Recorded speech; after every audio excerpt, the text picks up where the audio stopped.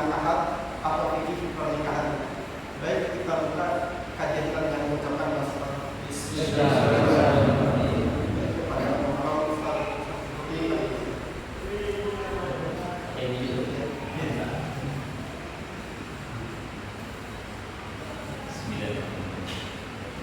Assalamualaikum warahmatullahi wabarakatuh.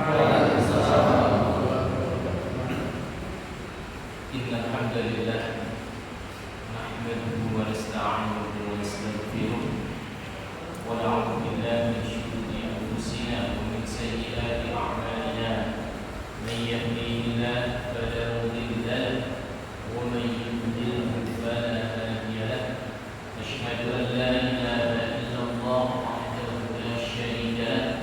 وأشهد أن محمدا عبده ورسوله لا نبي بعده.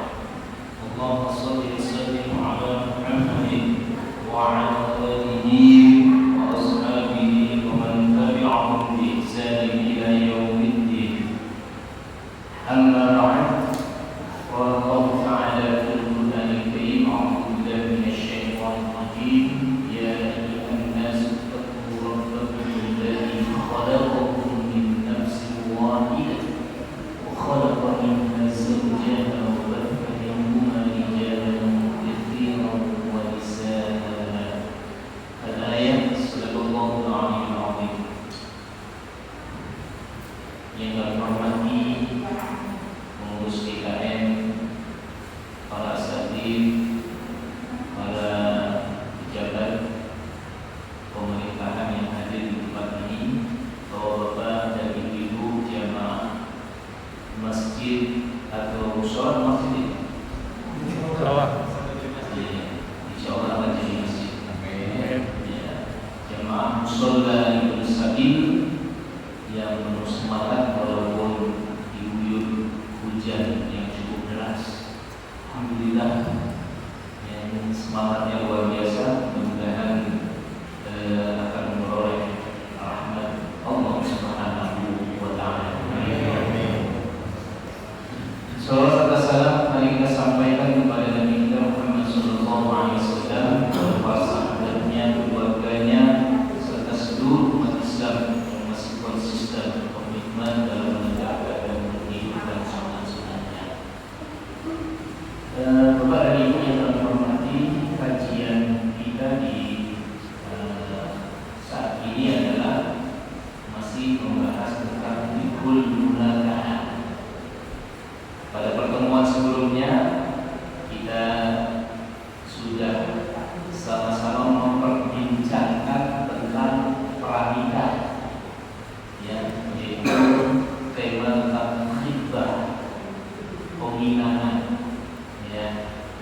Nah, kemudian setelah peminangan maka kita lanjut pada materi tentang pernikahannya. Ada 3 atau 4 hal yang akan kita kaji. Yang pertama adalah tentang pengertian nikah itu sendiri. Kemudian yang kedua tentang hukum nikah. Yang ketiga adalah tentang rukun nikah. Dan yang keempat kita akan kaji tentang tujuan pernikahan di dalam Islam. Bapak dan Ibu yang kami hormati, kalau kita melihat ayat ini sungguh populer ya di dalam kehidupan kita, apalagi terkait dengan pernikahan. Ini sering dibaca oleh para qori, ya. Kita akan bahas ini, tapi kita langsung saja karena terhitung sama waktu ya untuk diskusi nanti. Nah, kita langsung saja. Di sini ada materi tentang ketentuan hukum Islam tentang pernikahan. Apa itu nikah? Kalau kita merujuk pada nikah, yang tentang ini nikah huwa al-jamu. Al-jamu itu artinya berkumpul. Ya, berkumpulnya siapa? Berkumpulnya dua insan. Kumpulnya berdasarkan sebuah ikatan. Ya. Nah, Munakahat itu membahasnya tentang ya, pernikahan atau bahasa lainnya kita ini ada beberapa dengan istilah perkawinan. Cuman kalau disebut kawin, nanti semua makhluk Allah kawin, gitu ya. Kambing kawin, ayam juga kawin. Tapi kawin dalam bahasa Arab itu maknanya pembentukan. Jadi kawan yang kawin takbir itu maknanya membentuk. Itu ya. Nah, kemudian jadi makna daripada pernikahan ya, nikah itu al-jamu yang artinya berkumpul, kumpulnya dua insan yang berbeda jenis dan kemudian diikat dengan aturan Islam. Kesimpulan daripada sekian definisi, maka di sini disebutkan dalam istilah nikah melakukan suatu akad ya, atau perjanjian untuk mengikatkan diri antara seorang laki-laki dan seorang perempuan serta menawarkan hubungan ya, antara keduanya dengan dasar sukarela dan persetujuan ya, demi terwujudnya keluarga yang bahagia yang diridhoi oleh Allah Subhanahu wa Ta'ala. Jadi yang perlu kita garis bawahi dalam definisi ini bahwa nikah itu melakukan suatu akad. Jadi harus ada akadnya. Kalau nggak ada akadnya, ya sah secara hukum Islam, gitu ya. Makanya harus ada akadnya. Akad itu maknanya apa ya? Perjanjian. Ya. Ikrar. Ya, ikrar yang dinyatakan oleh mempelai, ya, seorang mempelai pria ya, kepada walinya, ya, itu namanya akad. Ya. Nah, dalam semua muamalah dalam Islam pun juga terikat dengan akad. Semuanya terikat dengan akad. Jadi dia ada akad atau perjanjian untuk mengikat diri antara seorang laki-laki dan seorang perempuan. Oke, kita lanjut. Itu definisi daripada pernikahan. Nah, kemudian apa sih hukum nikah? Kalau kita melihat hadis yang di bawahnya, ya, yang di sini nih, saya sholat, tidur, berpuasa, makan, dan menikahi wanita. Barang siapa yang tidak suka dengan perbuatan sunnahku, maka dia bukanlah dari golonganku. Ini hadis ini panjang, saya potong di situ saja. Ya, kalau mau ditelusuri ya ada sahabat-sahabat Nabi yang ingin meningkatkan ibadahnya kepada Allah Subhanahu wa Ta'ala. Apa peningkatannya yang dia lakukan itu? Saya ingin sholat sepanjang malam. Kalau saya ingin puasa sepanjang tahun, gitu kan? Satu lagi mengatakan, saya tidak akan menikah. Ya, semuanya menggunakan beribadah kepada Allah.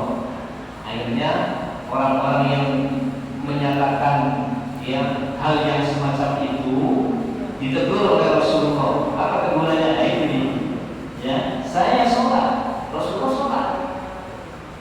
Ya, enggak sholat sepanjang malam, tapi apa? Rasul juga tidur juga. Rasul juga berpuasa. Ya, Rasul juga makan dan kemudian Rasul pun menikahi wanita.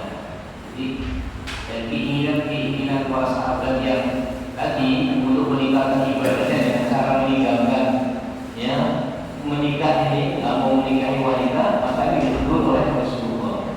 Saya aja Rasulullah menikah. Terus barang siapa yang tidak suka dengan perbuatan sunnahku, maka dia bukanlah dari golonganku. Orang yang benci, waman raghiba anni falaysa minni. Disebut ya, siapa yang kemudian benci terhadap sunnahku, dan senang terhadap kebiasaanku, salah satunya tadi adalah menikah, maka dia bukan dari golonganku. Begitu. Nah, kemudian yang berikutnya di sini kita jabarkan, ya, kita jabarkan apa apa sih hukum menikah itu dengan adanya hadis tadi yang tidak menikah, benci terhadap sunnahku, maka dia bukan dari golonganku. Dalam kajian fikih maka hukum nikah ini ada 4. Ada juga yang menyatakannya 5 hal. Kalau 5 hal berarti di situ ada mubah. Mubah itu artinya boleh, makna atau asal hukum dari nikah itu boleh.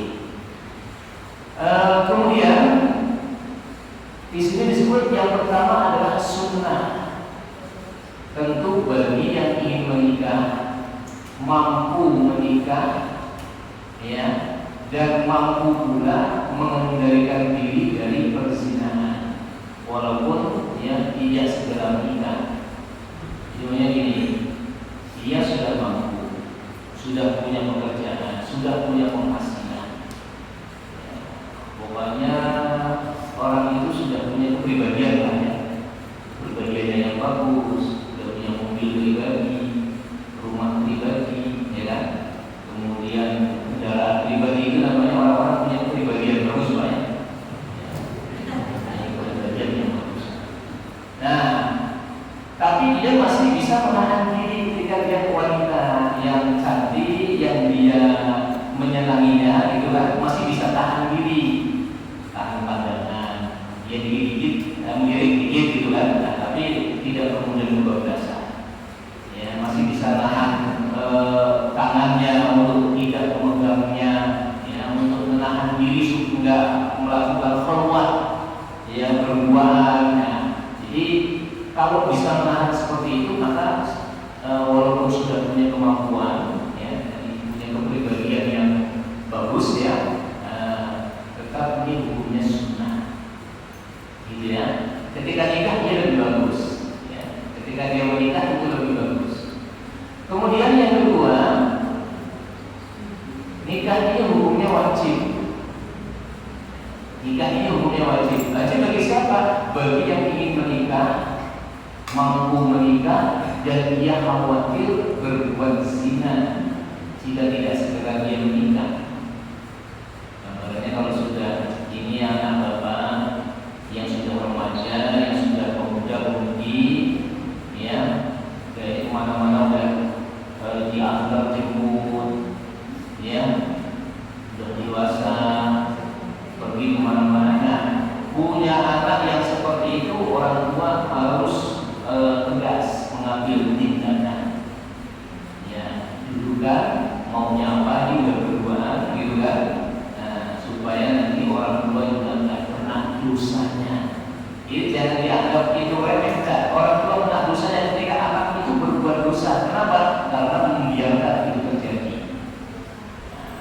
Dan kemudian nah ini kalau sudah kayak begitu, ya, ini wajib hukumnya melangsungkan pernikahan. Kemudian yang ketiga, makruh. Makruh ini bagi yang ingin menikah tetapi belum mampu memberi nafkah terhadap istri dan anaknya.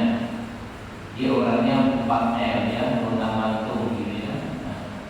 Menang-mantung, nggak punya pekerjaan yang pokok ya.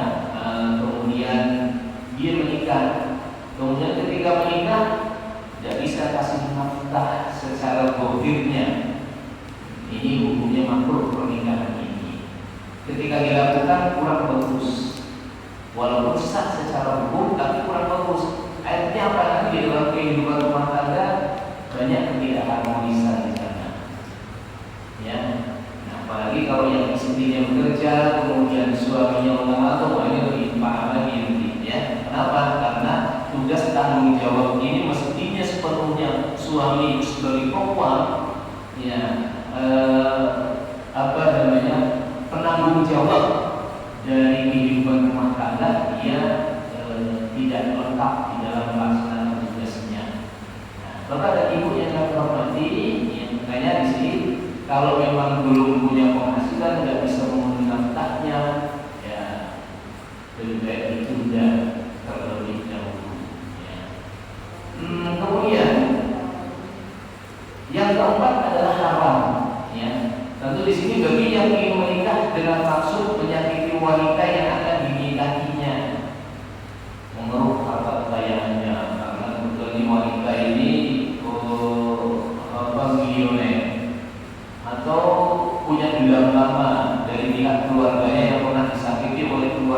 perempuan tersebut dia ingin berbalas menyakitinya melalui wanita yang dinikahinya. Nah ini model-model yang seperti ini ya hukumnya adalah haram karena tidak ada tujuan yang sesuai dengan yang dicontohkan oleh Nabi. Bapak dan hadirin dirahmati Allah Subhanahu wa taala, dengan demikian ini kaidah usul fikihnya masuk al-hukmu yaduru ma'al illah. Hukum itu berjalan sesuai dengan alasannya masing-masing. Ya. Ya, tadi ada alasannya semua di sini ya. Nah, kenapa sunnah, kenapa wajib, kenapa makruh dan kenapa haram? Di sini sudah ada alasannya. Bapak hadirin dirahmati Allah Subhanahu wa taala, ini aspek hukumnya. Tadi kita lihat berikutnya. Nah, tentang hukum nikah ini kita lihat hadis riwayat Imam Bukhari dan Muslim. Ya. Ini hadis yang diperpanjang, hadis Allah aminkumul ba, yang hai para pemuda, ya, di ayyuh syabab, ya, wahai para pemuda, istata'a aminkumul ba, jika di antara kamu sudah memiliki kemampuan untuk menikah, atau siapa saja di antara kalian yang sudah mampu untuk menikah, ya, maka kata Rasulullah,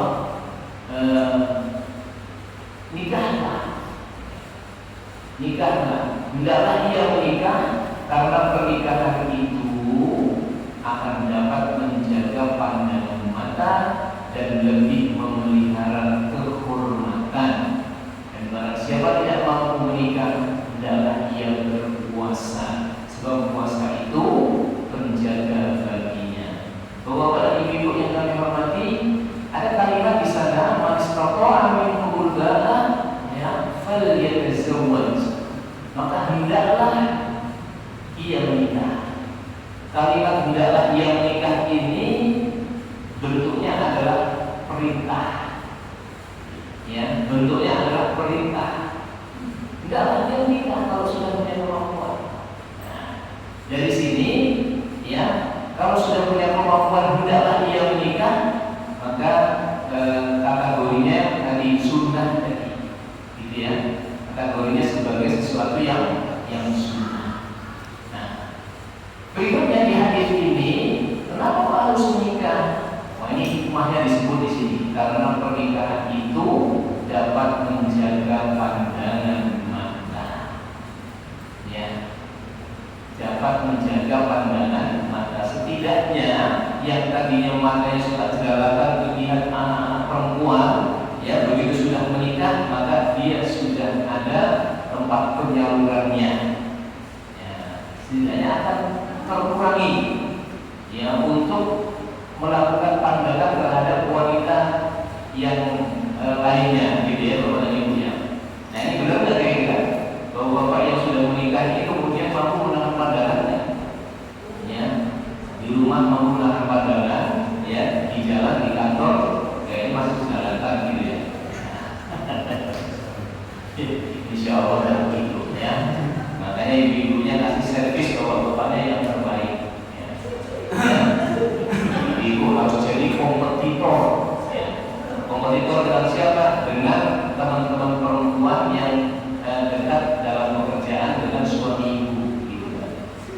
Bisa jadi satu kantor yang sebelah sono, ya, tipenya tipe ini, malah sebelah sini, ya, perempuan lagi baunya harum, begitu pulang ke rumah baunya dapur, ya. Nah, ibu sekalian, ibu harus siap jadi kompetitor, gitu ya, supaya suami betul-betul bisa menahan pandangan. Nah, tentu yang bisa menahan itu semua adalah, ya, keimanannya. Kalau dia yakin keimanannya, ya, dengan Allah, ajaran-ajaran Allah, tuntunan Rasulullah, maka dia akan tundukkan pandangannya. Nah, Bapak dan Ibu yang kami hormati, yang berikutnya di sini, dengan menikah maka bukan hanya pandangan, tapi akan memelihara kehormatan, ya, akan memelihara kehormatan karena manusia semuanya punya nafsu syahwat terhadap lawan jenis. Nah, dengan menikah maka sudah ada penyaluran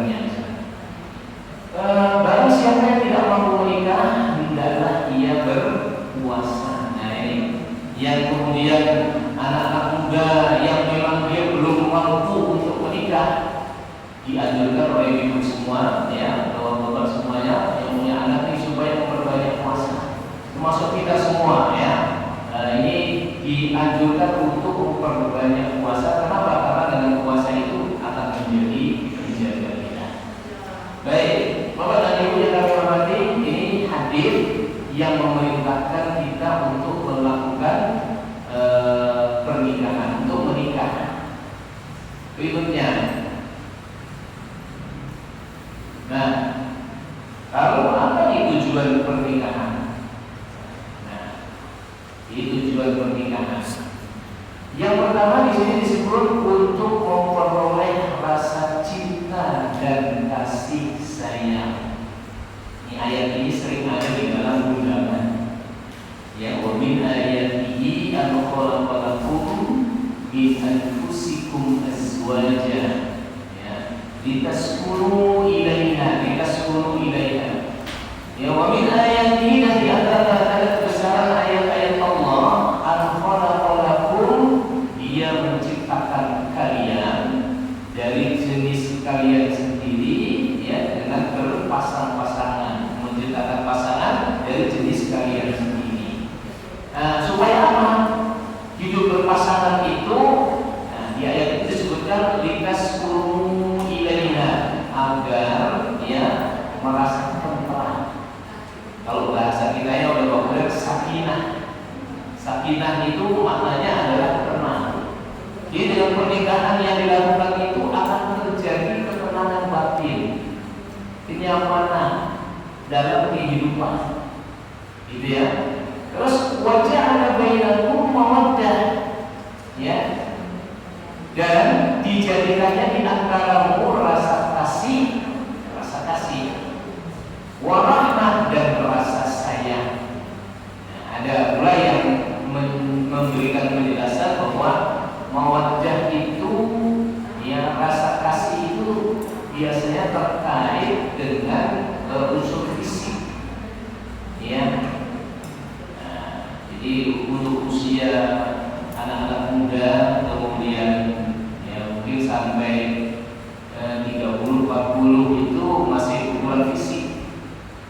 Tapi kalau udah usia KRW ini, ya, mantan KRW, ya, anak-anak udah buat fisik lagi, gitu ya. Begitu lihat istrinya juga, Pak, ya, kasih sayang ini yang sudah hidup bersamaku, ya, 25 tahun, 30 tahun.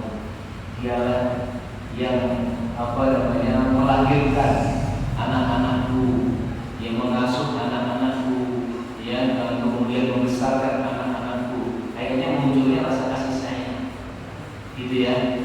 Nah, jadi tujuan pernikahan di sini adalah untuk memperoleh rasa cinta dan kasih sayang. Makanya tadi ketika ada pernikahan yang tujuannya untuk menyakiti salah satu daripada pasangannya, itu hukumnya adalah haram karena bertentangan dengan tujuan daripada pernikahan itu.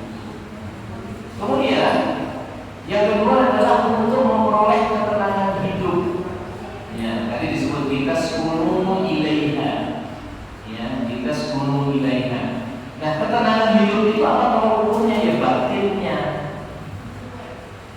Kalau ukurnya bukan fisik, mungkin rumahnya rumah mewah, ada sawah maksudnya, gitu ya. Kemudian kita bisa, ya, menikmati yang ada di dalam rumah. Ya, bukan itu kalau ukurnya. Kalau ukurnya adalah hatinya, ya. Makanya ketika Rasulullah mengatakan baiti jannati, rumahku itu adalah surgaku. Nanti kita lihat, Bu, ya, kira-kira zaman Rasulullah sudah ada spring bed belum, Bu? Sudah. Rumah Rasulullah pakai AC nggak utamanya? Ada, gitu kan ya. Bahkan sahabat Nabi Umar bin Khattab itu sempat menangis berburai air mata ketika melihat pemimpinnya, yaitu Rasulullah, begitu bangun tidur itu, ya, ada bekas tikernya, ya, di badannya itu, di pipinya itu ada bekas, ya, tiker. Kalau bahasa kita tiker lah, gitu ya. Nah, artinya apa? Tidurnya beliau juga tidak senyaman tidurnya kita. Rumahnya beliau tidak senyaman rumah kita. Tapi beliau mengatakan apa? Baiti jannati, rumahku adalah surga. Ya. Ya, ini artinya apa di sana? Kalau ukurnya adalah yang keluasan batinnya, kebersihan hati. Allah Subhanahu wa taala membuat kehidupan itu menjadi tenang, ya. Maka pasangan hidup suami istri yang terus membina kehidupannya dengan mendekatkan diri kepada Allah Subhanahu wa taala, pasti dia akan memperoleh ketenangan dan kenyamanan hidup. Ya. Baik. Yang berikutnya adalah yang ketiga, di sini untuk memenuhi kebutuhan seksual birahi secara sah dan diridhoi oleh Allah Subhanahu wa taala. Ya, sudah nikmat, ya, tersalurkan hasratnya, pahala didapat. Pahalanya diperoleh. Jadi luar biasa, ya, suami istri yang bercengkrama, bandengan, remet-remetan tangannya, berangkul-rangkulan dan seterusnya, ini adalah bagian daripada sedekah yang nilainya luar biasa. Dia, makanya bangun romantisme dalam keluarga. Rasul membuat kehidupannya romantis, begitu indah. Aisyah mulai unta, Rasul pasang kuda-kuda, kakinya nginjek pahanya Rasul, kemudian naik, gitu ya. Kalau bapak istrinya ditunggu mau kondangan lama gitu, ya mama bener biasanya apa nih reaksi bapak ini? Ya, klaksonnya bunyi, ya, kemudian bunyi ngumpat macam-macam. Nah, insya Allah di sini nggak ada ya, ya. Bapak dan ibu yang kami hormati, begitu romantisnya kehidupan Nabi, ya.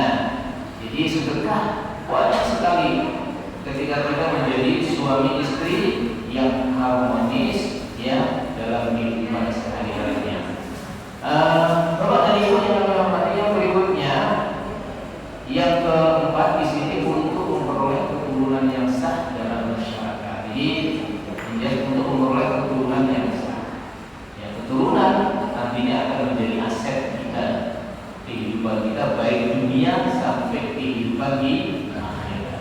Jika ada meninggal dunia maka putus semuanya kecuali tiga, ya. Tiga itu adalah sedekah jariyah, kemudian ilmu yang bermanfaat, ilmu yang bermanfaat, yang ketiganya adalah walad yang saleh, yang adalah anak yang saleh yang mendoakan kedua orang tua. Inilah yang menjadi aset kita, makanya perlu punya keturunan. Yang kelima di sini adalah untuk mewujudkan keluarga bahagia dan dunia dan akhirat. Bapak dan ibu, ya, jodoh pasangan hidup itu ternyata bukan hanya selesai di dunia saja. Nanti di akhirat juga akan dipertemukan kembali itu suami istri. Syaratnya apa? Syaratnya, ya, suami maupun istri itu memiliki keimanan yang sama, memiliki amalan yang sama. Surat At-Tur ayat 21 ini. Jadi itu bisa masuk ke surga laki-laki bersama siapa? Pasangannya, bersama anak dan cucunya, itu bisa masuk ke surga bersama-sama. Nah, suami istri nanti bisa ketemu kembali, tapi catatannya apa? Punya amalan yang sama. Suaminya rajin ibadah, istrinya rajin ibadah. Tapi kalau suaminya rajin ibadah, kemudian istrinya tidak rajin ibadah, sampai kemudian ada hayatnya di dunia masih seperti itu, nanti di akhirat suami tidak dipertemukan kembali dengan istrinya. Nah, terus suami nanti pasangannya sama siapa? Nah, itulah yang disebut dengan bidadari. Ya, bidadari. Ya, nah bidadari itu kalau kita melihat di surat Waqiah, ya, nanti ada dua macam bidadari. Bidadari yang buatan di surga oleh Allah Subhanahu wa taala, ya. Kemudian ada bidadari yang berasal dari dunia, yaitu istri-istri yang solihah. Istri-istri yang solihah ketika nanti dibangkitkan di yaumul mahsyar, dimasukkan ke dalam surga, usianya dijaga kembali oleh Allah Subhanahu wa taala. Dan itu adalah bidadari yang nomor wahid. Jadi pasangan-pasangan kita yang soleh-soleh tidak hanya hidup di dunia, ya, dengan amalan-amal solehnya, amalan-amal ibadahnya, ini akan menjadi nanti istri itu menjadi bidadari di surga yang kembali kepada pasangannya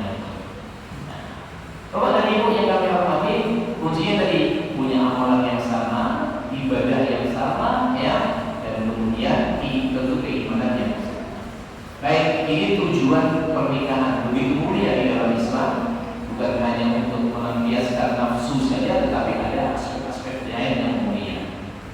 Baik itu, nanti ini menjadi tolak ukur pernikahan itu sah atau tidak. Maka salah satunya tolak ukurnya adalah di tujuannya.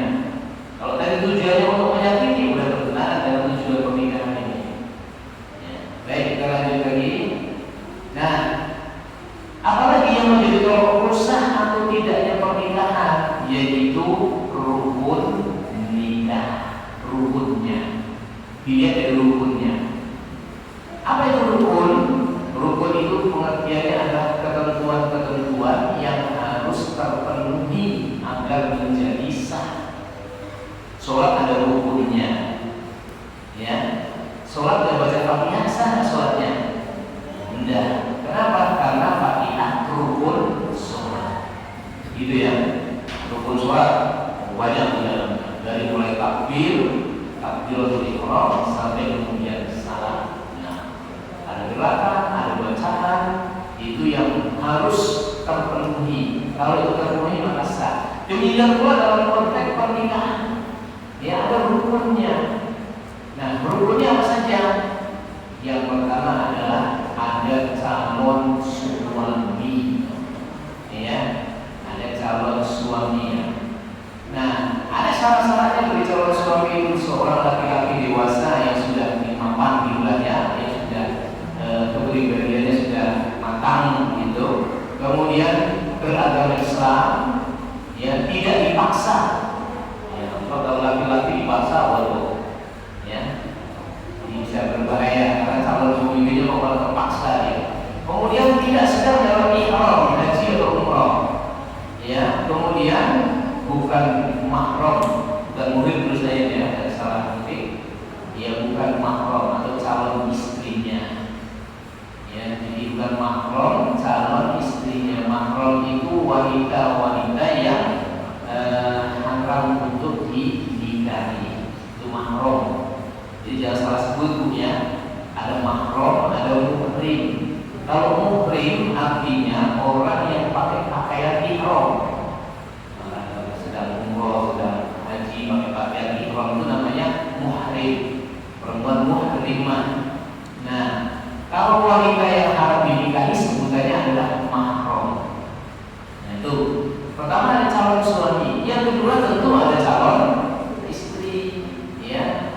Syaratnya apa? Seorang wanita yang cukup umur, bukan perempuan musyrik. Kenapa? Karena ada larangan menikahi wanita musyrik.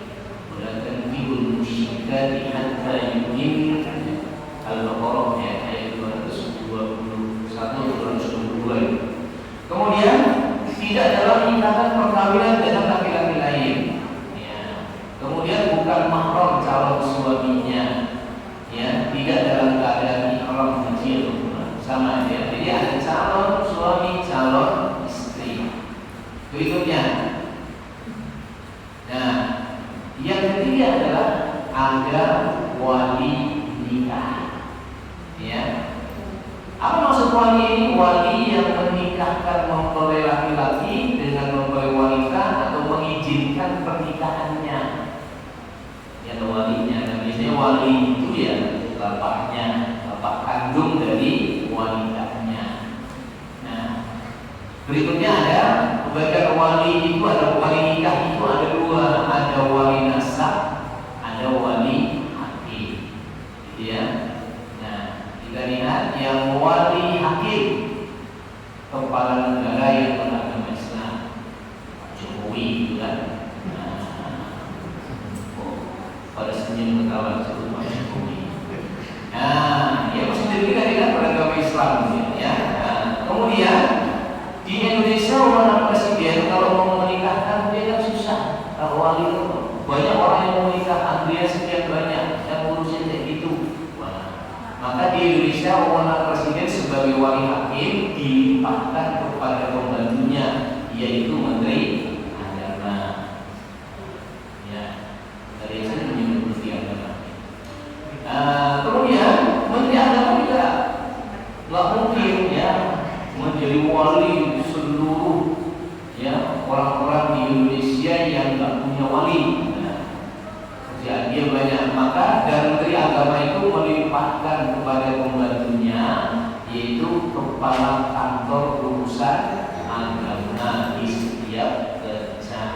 sultan atau bahasa kita yang penghulu.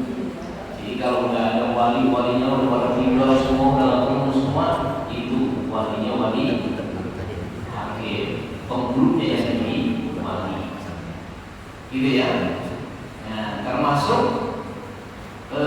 anak yang dulunya hasil zina, karena itu kan nasabnya ke ibunya, dia nanti menikahkan adalah wali hakim. Ini wali hakim. Selain ada wali hakim, ada wali nasab. Ya, apa maksud wali nasab itu? Wali yang mempunyai perkalian darah dengan mempelai wanita yang akan dinikahkannya. Yang urutan pertamanya itu nanti adalah orang tua kandung. Orang tua kandung tidak ada kakak kandung, gitu kan? Kandung tidak ada paman kandung, gitu kan? Nah, dan seterusnya. Nah, nanti terakhir kalau nggak ada semua ya wali hakim. Nah, syaratnya apa orang menjadi wali itu? Yang pertama beragama Islam, yang kedua laki-laki, yang ketiga balik dan berakal, yang keempat merdeka dan bukan hamba saya, yang kemudian bersifat adil. Ya, makna daripada adil di sini, ya, dia tidak ahli maksiat, ya, bukan ahli maksiat.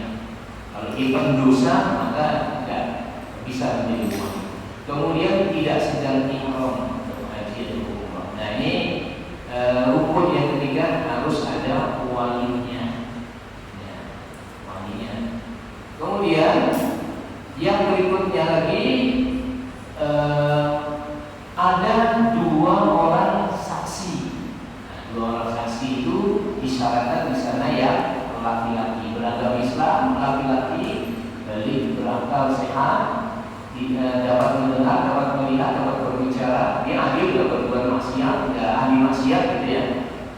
Tidak dalam keadaan haji atau umrah. Ini dua orang saksi, ya, harus laki-laki. Kemudian yang berikutnya lagi yang kelima adalah akad. Ini salah penting ya, ada dua, maksudnya 5. Ada akad nikah. Akad itu maknanya istilah lainnya ada ijab qabul. Ijab itu artinya penyerahan, qabul itu artinya penerimaan.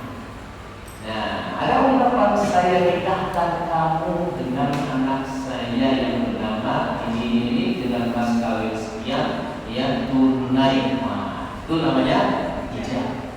Kemudian calon mempelai laki-laki mengucapkan saya terima nikahnya ya dengan siapa, binti siapa, kemudian dengan mas kawin sekian kontan ya masuk.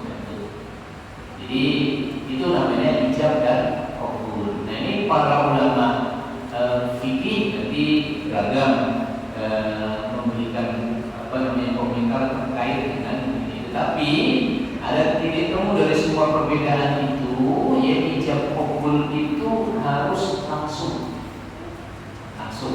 Jadi tidak boleh bertunda. Saya nikahkan kamu dengan anak saya ini dan dia urus umurnya, papa mandi dulu. Balik lagi, pulang lagi, karena nggak berurutan, gitu ya. Nah, kalimatnya ya sederhana, dengan kata-kata saya nikahkan kamu dengan anak saya bisa cukup juga gitu, ya. Nah, yang pokoknya yang penting, ya menurut ulama-ulama mazhab itu ada kalimat saya nikahkan kamu. Ya kalau dalam bahasa Arabnya, ya zawwajtuka wa ankahtuka, atau pakai fi'il mudhari uzawwijuka, ya wa uqaddahika, jadi saya nikahkan kamu. Jadi itu minimal ada kata-kata saya nikahkan kamu ya dengan. Nah, itulah yang disebut dengan akad atau tadi yang disebut dengan ijab qabul. Nah, 5 hal tadi akan menjadi penentu sah atau tidaknya sebuah pernikahan, gitu ya. Nah, termasuk tadi tujuan. Maka dari sini kita bisa melakukan diskusi, gitu ya. Kalau saya tanya bahwa Bapak dan Ibu sekalian, anak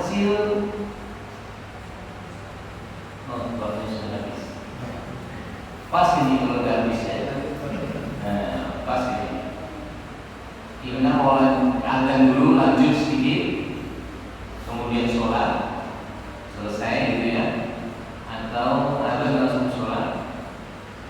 Kira-kira ini gimana ya bapak sekalian? Jadi ada langsung sholat atau langsung sholat?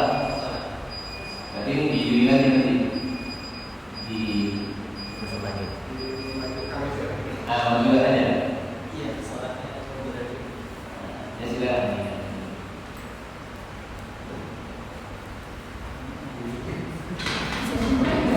Kajian kita sampai rukun nikah dulu ya, sampai situ. Nanti untuk mahram kita lanjutkan pertemuan yang akan datang ya, sekaligus juga kewajiban suami dan istri. Ya. Nah, sekarang kita gunakan untuk berdiskusi, sharing pendapat ya. Tentu diawali dengan komentar atau pertanyaan dari ibu ataupun bapak-bapak yang hadir pada kesempatan ini. Dipersilakan kalau memang ada. Ya, saya. Ya. Assalamualaikum warahmatullahi wabarakatuh. Waalaikumsalam. Saya ada dua pertanyaan, boleh Ustaz? Yang pertama terkait tujuan nikah. Tadi salah satunya kan disampaikan bahwa tujuan nikah adalah untuk memperoleh keturunan itu Ustaz. Ya. Nah, cuma terkadang orang itu diuji setelah bertahun-tahun menikah, kemudian tidak juga diberikan keturunan, kemudian diputuskan mengadopsi anak. Nah, implikasi hukum ketika mengadopsi anak terkait hak perwalian dan waris itu seperti apa? Itu satu saja. Dan yang kedua tadi terkait rukun nikah, ya, memberikan kita saya informasi bahwa seorang laki-laki muslim itu boleh menikahi wanita kafir dari kalangan ahlul kitab, itu nanti Yahudi dan Nasrani. Nah, cuma yang terjadi kadang-kadang nikahnya itu dua kali. Pertama misalkan di KUA, kemudian nanti dilanjutkan di pemberkatan di gereja atau sinagog misalkan. Nah, ini status pernikahannya menjadi bagaimana gitu Ustaz? Mungkin itu Ustaz, terima kasih. Baik, untuk yang pertama pertanyaannya tentang anak adopsi, gitu ya. Jadi untuk membangun kehidupan rumah tangga yang bahagia, salah satu unsur kebahagiaan itu apabila diberikan keturunan, gitu ya. Karena tujuan pernikahannya, salah satu dari tujuan pernikahan ini tercapai. Ketika tidak memiliki anak, maka Islam membolehkan adanya adopsi atau dalam bahasa fikih yaitu disebut dengan istilah al-dhonah, mengadopsi anak, mengangkat seseorang menjadi anak-anaknya. Nah, Bapak dan Ibu yang kami hormati, ingat ya, anak angkat itu tidak serta-merta menjadi anak kandungnya, gitu ya. Anak angkat tidak serta-merta menjadi anak kandungnya. Karena itulah ketika nanti anak ini sudah dewasa, ya, ketika anak ini sudah dewasa, ya harus dijelaskan kepada anaknya, ya bahwa ini orang tua kamu aslinya, saya hanya yang mengasuh. Ini harus legowo bagi yang mengadopsi. Kemudian tentu menyampaikannya disesuaikan dengan kondisi psikologis anak, kapan siapnya dia. Ya, nah kemudian untuk adopsi anak ini yang tidak diperbolehkan adalah ya menghilangkan orang tuanya dalam kehidupannya sampai binnya pun diganti, itu yang tidak benar disebut. Ya. Dan kemudian warisnya juga dia tidak memperoleh waris dari orang tua angkatnya. Jadi yang berhak memperoleh warisan itu hanyalah anak-anak yang memang dia ada hubungan darah. Ya. Jadi sebab-sebab orang menerima warisan salah satunya adalah ada hubungan darah, ya, nasab atau bahasa lainnya adalah nasab. Karena itu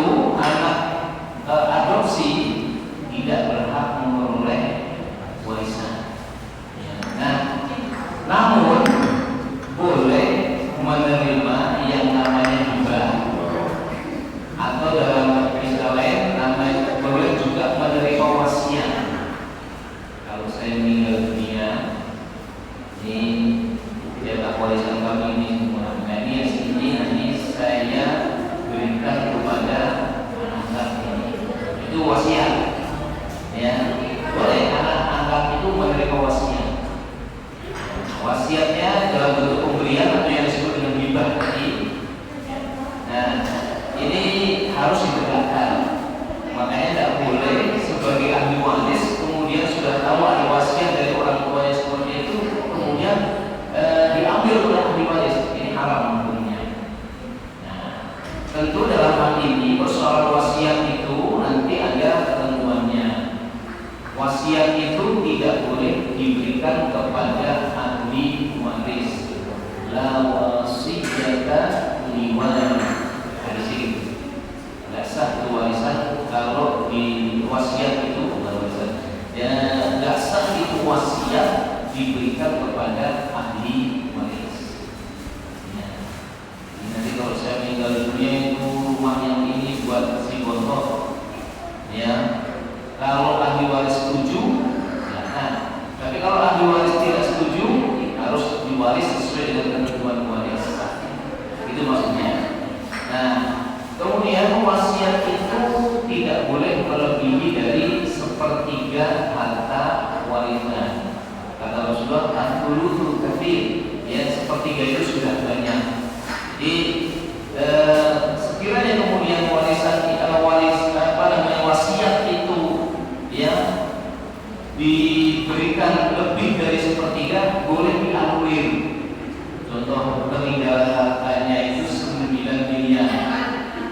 Ya 9 miliar dan kemudian yang 5 miliar diwasiatkan ini untuk anak angkat. Ahli waris itu banyak benar. Misalnya cuma 4 miliar untuk dibagi ahli waris. Protes ini, tidak setuju. Nah, maka bila boleh dipending, boleh di cancel, boleh di atur kembali.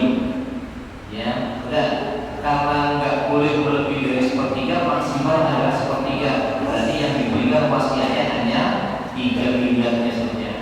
Ya, ini diambil 2 miliarnya dibagikan lagi kembali kepada ahli waris.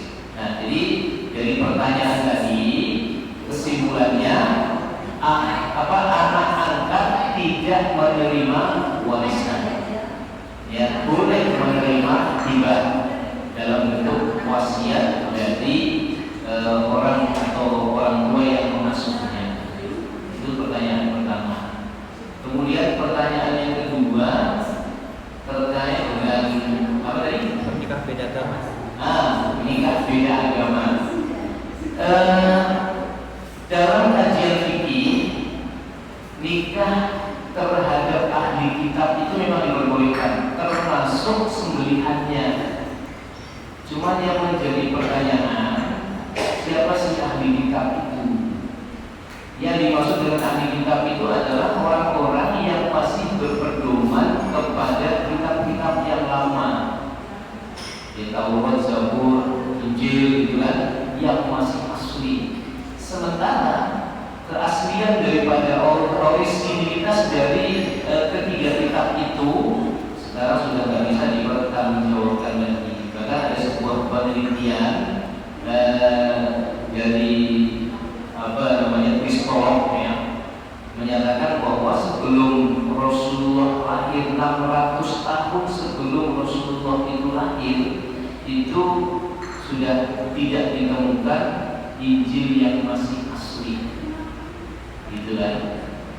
Nah, dari hal ini maka dapat disimpulkan bahwa mencari ahli kitab dalam kondisi kekinian saat ini itu susah untuk ditemukan. Ya, kenapa? Karena sudah tidak murni lagi sesuai dengan ajarannya Nabi Isa, apalagi sampai ajarannya Nabi Musa alaihissalam. Di sebuah seminar yang dihadirkan pakar tafsir, salah satu di antaranya adalah Profesor Dr. Quraisyihan. Ya, terlepas dari komentar yang macam-macam tentang Pak Quraisy, tapi beliau adalah seorang pakar tafsir. Ya, nah di dalam fikih Islam disebutkan kata beliau itu, yang menikah dengan ahli kitab itu diperbolehkan termasuk memahami sembelihannya. Ketika Pak Quraisy bertanya, sekarang itu mana ahli kitab? Pak Quraisy, beliau tidak bisa menyebutkan kriterianya, tidak bisa menyebutkan mana orangnya itu, apa di Syria, apa di Palestina atau di mana itu tidak ditemukan. Nah, jadi artinya memang kesimpulannya mencari ahli kitab di era sekarang ini ya, menurut paham fikih yang empat mazhab itu begitu sulit gitu kan. Kesimpulannya ya nggak ada lagi ahli kitab sekarang ini, gitu ya. Nah, kalau dia bukan Islam, kita jangan boleh melakukan pernikahan terhadap mereka, sekalipun dia mengaku saya Kristen, ini dan seterusnya. Jadi Islamkan dulu, gitu kan. Harus Islamkan dulu dia. Mengaku saya Kristen ini ataupun agama ini dan seterusnya ambil mirip dengan Islam semuanya, ya dia harus tetap diislamkan terlebih dahulu dan baru dilangsungkan pernikahannya. Kenapa? Karena syarat daripada salah seorang dari calon mempelai itu tadi harus beragama Islam, ya. Jadi kedua mempelai itu harus beragama Islam, ya. Dan kemudian Islam juga melarang tegas, ya, dalam Quran surat Al-Baqarah ayat 222, ya, 221, ya, 221, wala tankihul musyrikati hatta yu'min, ya. Tak boleh menikahi wanita-wanita musyrik, ya, sehingga dia itu beriman.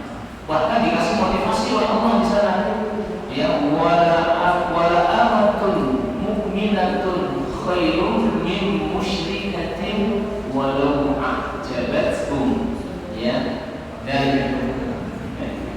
Dan perempuan budak yang kulitnya hitam, secara fisik juga nggak begitu bagus gitu kan. Nah, itu lebih bagus kata Allah, ya, daripada orang yang cantik, ya, wanita yang cantik tapi dia musyrik, ya. Jadi budak ini lebih bagus, ya, jangan terkecoh dengan penampilan, ya, yang dia beragama tidak Islam, gitu kan. Nah, pernikahan harus dengan orang Islam. Nah, fatwa majelis ulama pun, fatwa MUI jelas pernikahan beda agama hukumnya adalah halal.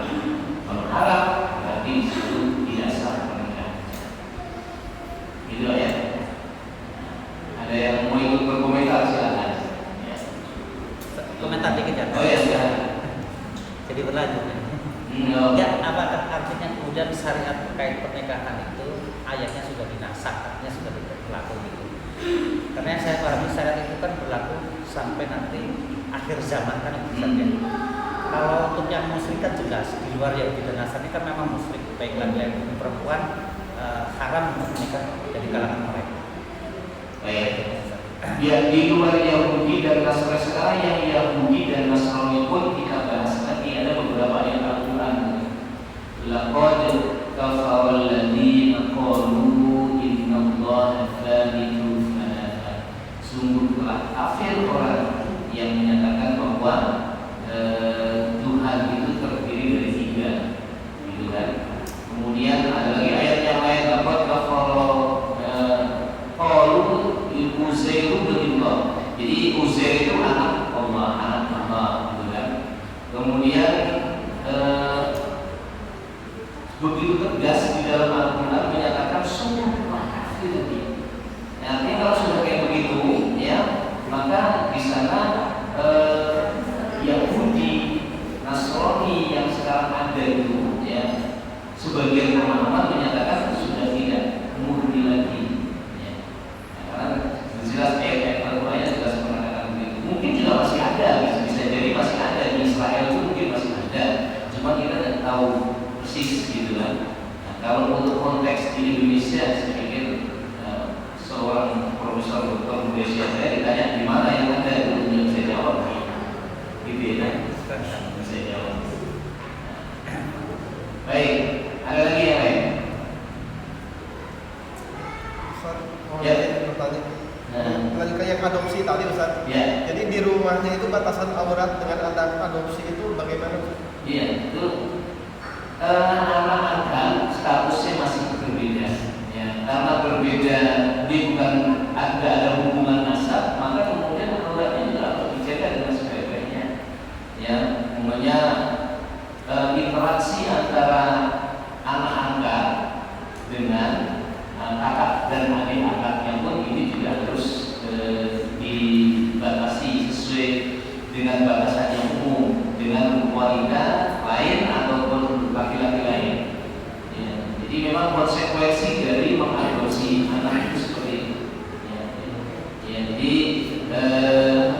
kalau sudah dalam satu rumah ya kakak angkat, pakai hijab, karena status hukumnya tidak boleh menikah dengan kakak angkatnya maupun adik angkatnya, kecuali kalau anak angkat itu sudah menikmati air susu ibu angkatnya.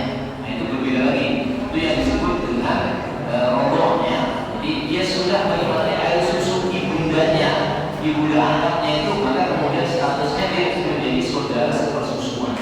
Nggak masalah ya itu, karena nggak boleh melakukan pernikahan kalau ada hubungan sepersusuan tadi. Tapi kalau nggak ada hubungan sepersusuan, ya statusnya dia diasuh saja. Ini yang harus tetap dijaga, ya komunikasinya, hubungannya, ya sampai kepada auratnya harus dijaga dengan sebaik-baiknya. Itu mas ya. Oke, ada lagi? Ada sudah. Takut ada yang melegalkan. Seperti ini tadi kan ada di ayat yang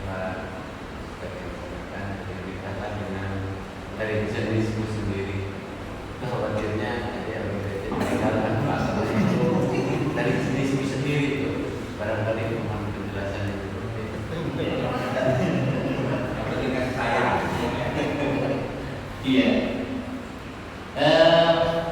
Itu merujuk dari hadis kita bahwa Hawa itu diciptakan dari tulang sulbinya Adam sebelah kiri.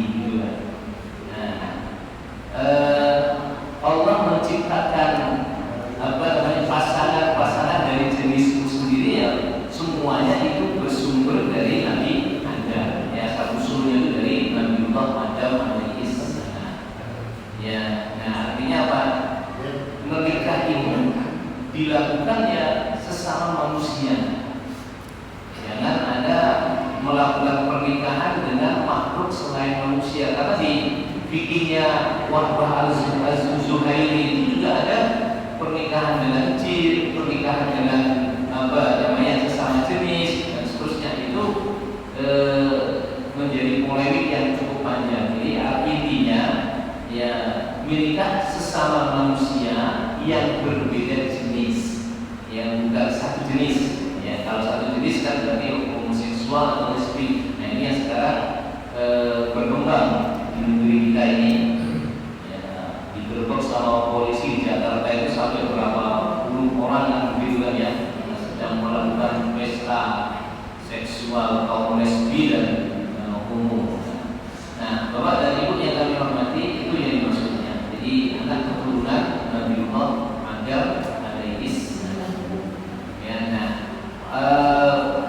lesbi, homo itu adalah penyimpangan seksualitas.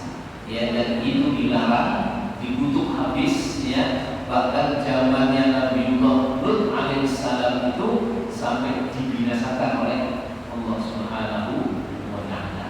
Ya. Nah, ada lagi yang lain? Ya, dan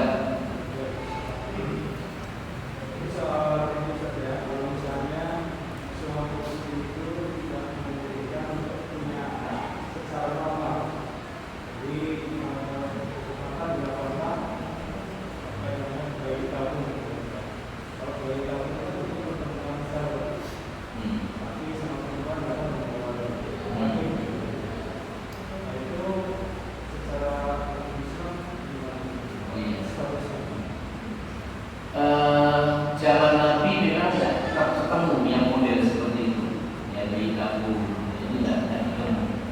Nah, makanya persoalan bayi tabung itu masuk dalam masalah ijtihadiyah, masalah ijtihad.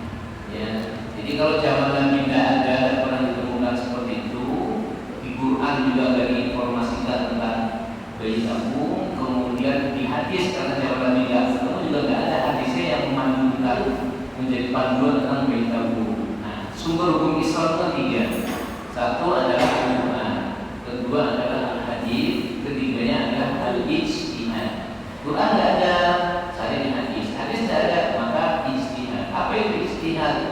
Yang badul usri, mengerahkan usaha, ya, keseriusan untuk menetapkan satu hukum yang tidak ada pada masa Nabi Sallallahu Alaihi Wasallam. Nah, karena itulah panduannya apa ketika bayi tabung? Ya tentu adalah hasil ijtihad, fatwa, ya, fatwanya Majelis Ulama Indonesia. Nah, di fatwa Majelis Ulama Indonesia itu ada nanti dicari tentang bayi tabung, itu ada referensinya di sana.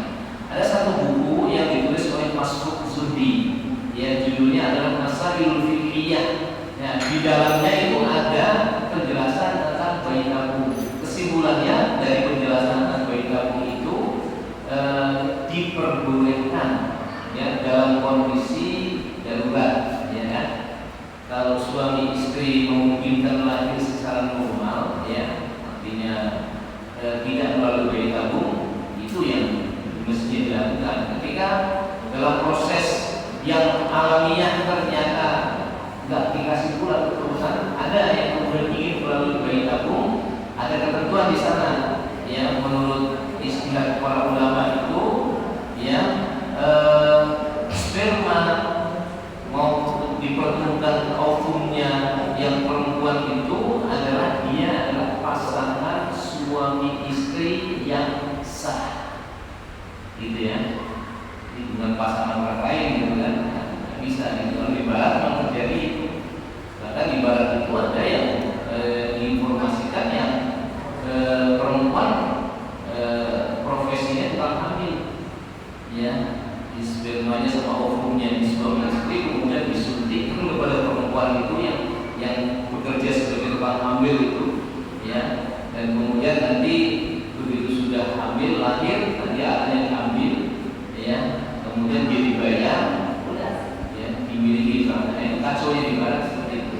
Dan dalam Islam tidak bisa seperti itu, ya. Jadi harus melalui perutnya, ya, rahimnya suami atau istri yang sah menjadi pasangannya. Nah, itu fatwa Majelis Ulamanya di situ, ya.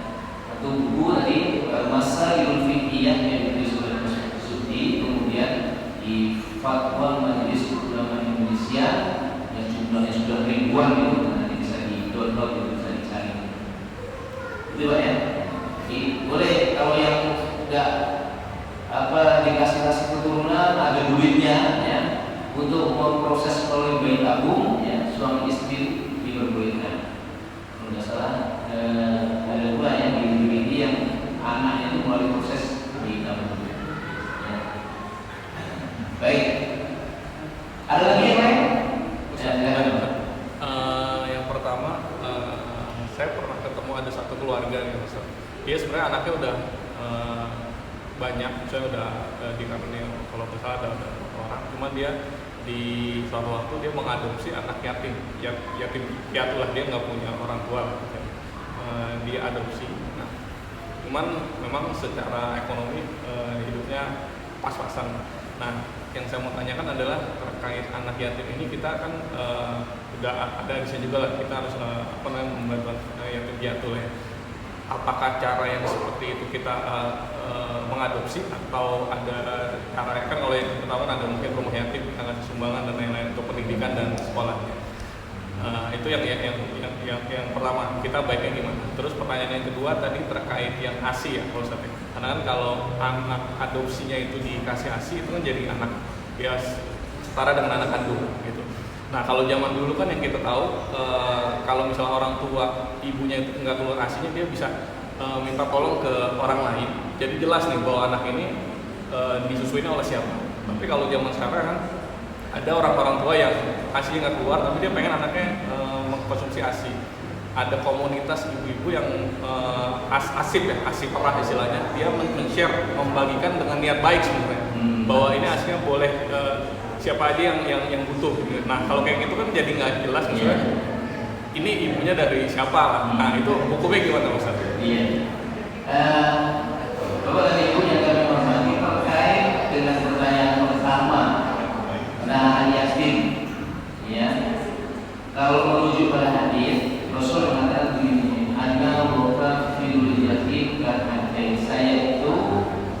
bersama pengampu, penanggung, ya, penanggung anak yatim itu nanti di surga seperti dua jari ini. Maksudnya apa? Dekat sekali, ya, dengan Allah. Jadi kalau ingin bersama Rasulullah di surga, salah satunya adalah mengampu anak yatim, mengasuh anak yatim, diambil itu anak yatim, dimasukkan ke dalam rumahnya, dirawat di situ, disekolahkan dan seterusnya. Nah, inilah yang disebut waqaful yatim. Kalau sekarang ini yang sering terjadi kan baru membantu SPP-nya. Nah, ini baru bagian daripada ingin mengampu anak yatim, tapi belum ideal. Yang sudah yang ideal itu diambil kemudian diasuh. Nah, kalau yang mau begitu, ini cakep gitu kan. Tidak mesti dijadikan sebagai anak angkat, tapi dijadikan sebagai anak asuh saja, itu sudah kategori kafirul yatim. Apalagi kalau kemudian sampai dijadikan anak angkat, kan berarti kan lebih tinggi martabatnya, lebih naik dari jumlahnya. Ya, jadi namun kaidah mengangkat anak tadi sudah kita sampaikan, jangan sampai ada kesalahan-kesalahan ya yang sehingga melanggar ketentuan ajaran Islam. Kemudian yang kedua ya, tadi terkait dengan Bang Asi ya, ASI. Jadi kalau kasusnya seperti itu, komunitas ibu-ibu yang kemudian memberikan ASI-nya kepada siapapun yang menghendaki, itu tidak syar'i, ya. Sebab nanti ada efek dari minum ASI itu, akhirnya kan dia menjadi satu bagian daripada anak yang nggak boleh dinikahkan dengan anak kandungnya. Dikhawatirkan ya terjadi persoalan besar di kemudian hari. Saya dulu pernah ambil susu ini, kemudian ternyata ini udah suami istri, itu udah benar itu. Ya, nah karena itulah ya komunitas yang semacam itu sebaiknya seharusnya tidak terjadi. Ya, kalaupun toh mau memberikan air susu kepada anak, ya itu harus jelas. Sebenarnya ada seorang ibu yang ASI-nya udah nggak berfungsi lagi, kemudian nggak bisa keluar lagi. Ada tetangganya yang kemudian atau mungkin kakaknya, ya, atau saudaranya, ya, ada saudaranya yang air susunya bisa dinikmati, itu jelas. Tapi itu pun nanti ada kriterianya. Ya, apa kriterianya? Kalau hanya sekedar nyusu tidak sampai mengenyangkan, ya, dalam mazhab Syafi'i tidak masuk kategori yang dia kategori makro, ya, harus mengenyangkan. Nah, mengenyangkan itu nanti beberapa pendapat. Ada yang 3 sedotan yang mengenyangkan, ada lagi pendapat yang menyatakan sampai 5 sedotan. Nah, baru itu dikategorikan sebagai makromnya, gitu ya. Jadi untuk anak seperti itu. Ya. Jadi ini biasanya kalau sudah begini ada juga pertanyaan yang lain, gitu kan. Bagaimana kalau istri memilih air susu, suami memilih air susu istrinya, itu beda. Menjadikan dia itu.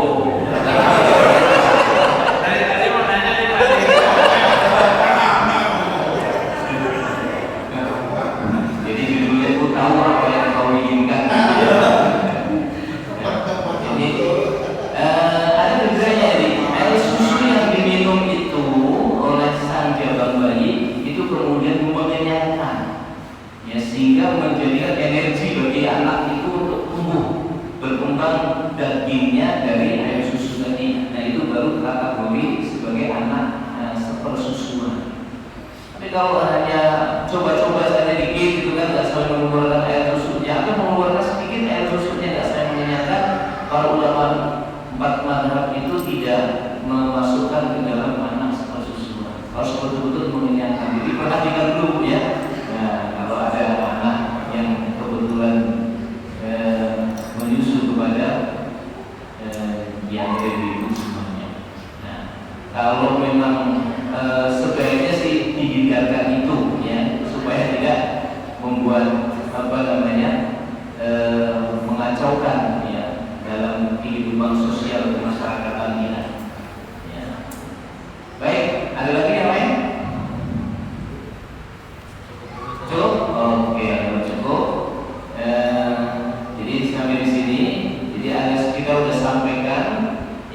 tujuan pernikahan yang begitu mulia, kemudian rukun nikah. Yang saya sudah sebutkan ada 5 hal. Di sinilah kalau ada orang bertanya nikahnya sah atau tidak, jawabannya di situ. Ya, makanya saya tanya anak kecil nikah dengan orang dewasa, kayak saya puji sama siapa itu? Ya, itu sah nggak pernikahannya? Ya, dilihat dari rukun nikahnya. Ya, kalau rukun nikahnya di situ memenuhi syarat, ya nggak sah, gitu kan? Kemudian nikah mut'ah, nikah sementara yang sering terjadi di sana puncak gitu kan ya, dengan orang Arab, itu gimana pernikahannya? Itu walaupun memenuhi rukunnya, tapi itu melanggar tujuan daripada pernikahan itu. Jadi nikah itu bukan menghasilkan sebuah ketenteraman, tapi menghasilkan kesengsaraan. Apalagi begitu kontraknya selesai, lakinya pergi begitu saja, ya, anaknya ditinggal ya bersama ibunya. Jadi ini membuat kehidupan yang PR yang besar, masalah yang besar bagi perempuan dan yang lain-lainnya. Jadi nanti itu sebagai kalau jawaban ketika ditanya nikah sah atau tidak, ya dari 2 sisi yang hukum nikah. Gimana tuh? Nikah online. Nah, tadi syaratnya harus ijab kabul. Nah, ijab kabul itu persyaratannya adalah harus terjadi tatap muka. Ya, harus terjadi tatap muka.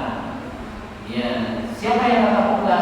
Yang tatap muka adalah ya mempelai laki-lakinya dengan walinya. Kalau ijab kabulnya mempelai laki-laki dan perempuannya di sini, perempuannya ada di Mesir gitu kan, sah nggak nikahnya?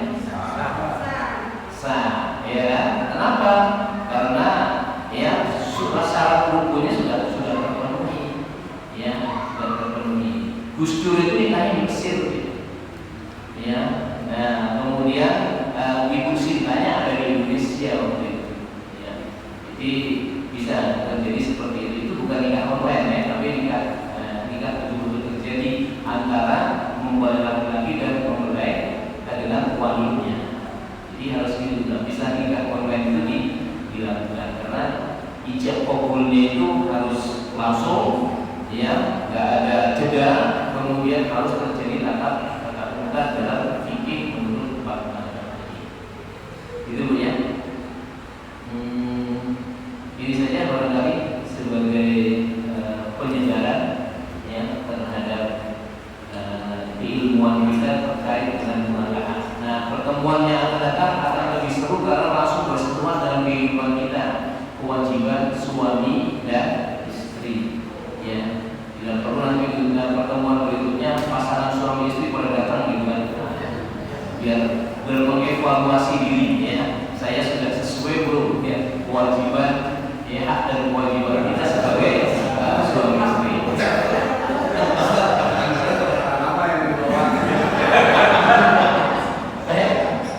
Saya ceritakan dari sini, khusus saja dalam pertemuan atau kesempatan yang lain. Ya, ini saya akhiri yang untuk MC-nya. Ya, saya akhiri dengan hadiah Allah wa Assalamualaikum warahmatullahi wabarakatuh. Waalaikumsalam. Insyaallah akan kita bahas menambah wawasan keislaman kita dan PR mungkin minggu kedua bulan depan kita lanjutkan dari pembahasan ini dengan membawa istri masing-masing. Membawa masakan dari kaum sendiri. Kita